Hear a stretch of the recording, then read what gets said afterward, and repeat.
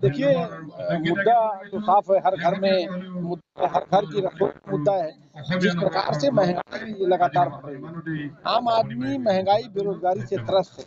आप असम प्रदेश के अंदर में, असम प्रदेश भारतीय जनता पार्टी की सरकार पूरे दुनिया में फेमस है, क्योंकि भ्रष्टाचार में अगर नंबर 1 कोई मुख्यमंत्री है, कोई सरकार काम कर रही है तो हेमंत बिस्वा शर्मा की भारतीय जनता पार्टी की सरकार काम कर रही है। असम की स्थिति बद से बदतर बनाने का काम भारतीय जनता पार्टी के नेता कर रहे हैं। उनकी चल संपत्ति तो लगातार बढ़ रही है।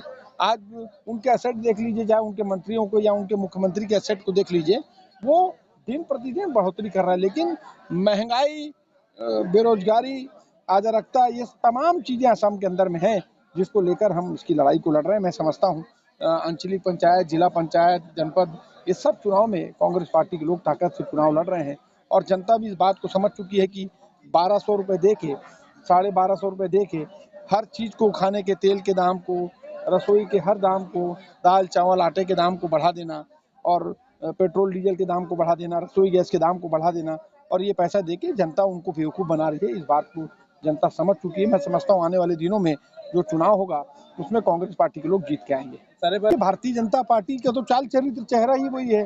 जो मतदाता, जो जनमत उनके साथ नहीं होता, जनता उनको वोट नहीं देती, तो उनको डराने धमकाने का काम करते हैं। 1250 रुपया रेट तो कर दिया, लेकिन वो 1250 रुपया में लोगों को खरीदा नहीं है। वही जनता की गाढ़ी कमाई, टैक्स का पैसा, उसी पैसे को देने का काम सरकार कर रही है, लेकिन सरकार उसमें भी पक्षपात कर रही है।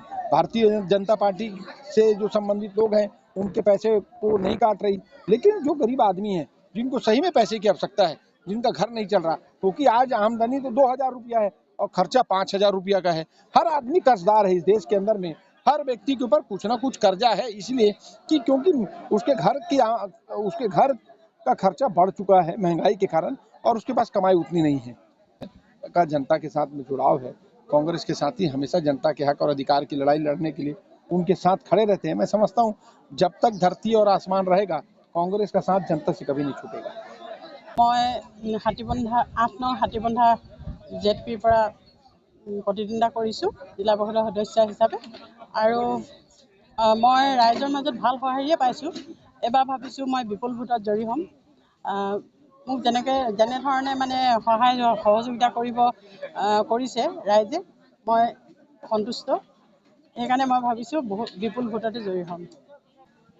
যিবোৰ দেখি আহিছোঁ, আমাৰ নজৰত এতিয়া যিবোৰ আহিছে, আমাৰ যি স্কিম আহিব, সেই স্কিমৰ দ্বাৰাই মই যিটো য'ত দিব পাৰোঁ সেই মৰ্মে মই কৰি যাম সকলোবিলাক কাম, আৰু ৰাইজৰ সহযোগিতাত মই কৰি যাম বুলি আশা দিছোঁ তেওঁলোকক। আৰু মই জয়ী হোৱাৰ পিছতেই মই আকৌ নিৰীক্ষণ কৰিম ক'ত কেনেকৈ কি হৈ আছে। সমষ্টিটো মোৰ বহুত ডাঙৰ, 30টা ৱাৰ্ড পৰিছে। 30টা ৱাৰ্ডতে মই সকলোখিনি চাই লৈ যি পাৰোঁ সেইখিনি মই দিবলৈ চেষ্টা কৰিম।